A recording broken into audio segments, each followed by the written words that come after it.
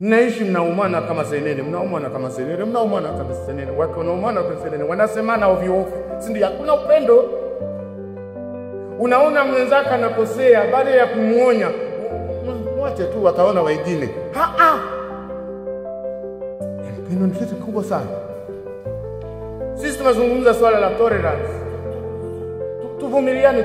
Lakini pamoja na kuvumiliana, there's no tolerance without love.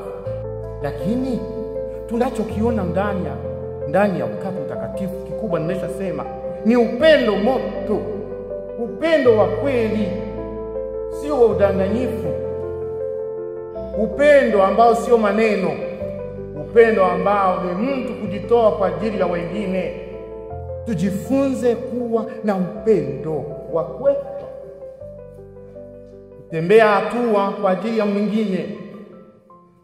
Kusamehe mwingine.